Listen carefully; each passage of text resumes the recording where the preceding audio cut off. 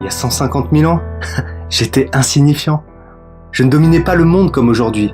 Je survivais. Entre animaux sauvages et environnement hostile, je survivais. J'ai mis du temps, j'ai évolué. Et j'ai surtout utilisé mes particularités.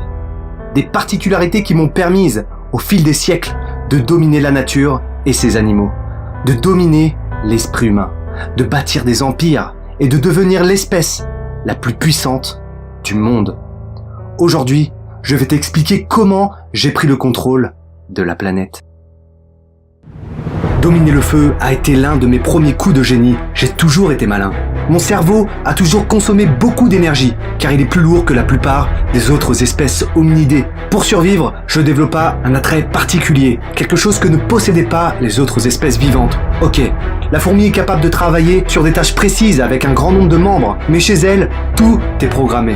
Ok, mon ami le grand singe, lui, est capable de coopérer de manière fluide, mais avec seulement 12 de ses partenaires. Moi, je possède ces deux capacités. Je peux coopérer de manière programmée avec un grand nombre d'individus, car j'ai développé ce que vous appelez le langage. Je peux échanger des informations avec mes partenaires. Ce qui fait ma véritable force, ce n'est pas uniquement ma capacité à communiquer. Je suis surtout le seul être sur cette planète à utiliser un langage imaginaire.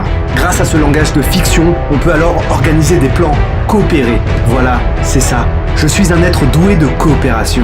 J'ai survécu à tous ces siècles car j'ai coopéré avec les hommes. J'ai transmis du savoir, des objets, grâce à ma force d'imagination. Ce langage imaginaire est une bénédiction. Grâce à lui, je peux créer des mythes, des dieux, et l'homme, par la seule force de son imagination, est capable de rendre ces concepts réels. Pour faire coopérer les hommes, j'ai donc recours à ce langage de fiction. Je crée des religions, des états, des constructions humaines, des cultures avec des modes de vie différents. Pour faire coopérer les hommes, j'ai créé des mythes, des dieux, quelque chose d'imaginaire qu'ils croient réel. Parce que l'être humain se pose beaucoup de questions, c'est un être émotionnel. Un être simple, un être complexe, un être égoïste. Il est effrayé par la mort, il sait que la coopération est son salut. L'homme a besoin de l'homme, alors je crée des hiérarchies, je le contrôle grâce aux lois, je crée des principes moraux comme la justice, des principes imaginaires qui me permettent de contrôler les masses. Puis, je finis par soumettre le peuple à la mondialisation. La monnaie me permet de créer des classes sociales. Je lui bourre le crâne avec des programmes télé débiles. Je le fais courir après un idéal où son ego, son image et le paraître dominent. Il ne réfléchit plus, il n'a jamais réfléchi.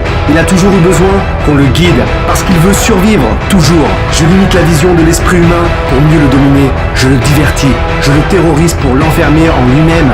Grâce à sa collaboration docile, je construis toujours plus haut, toujours plus loin, toujours plus fort, toujours plus incroyable.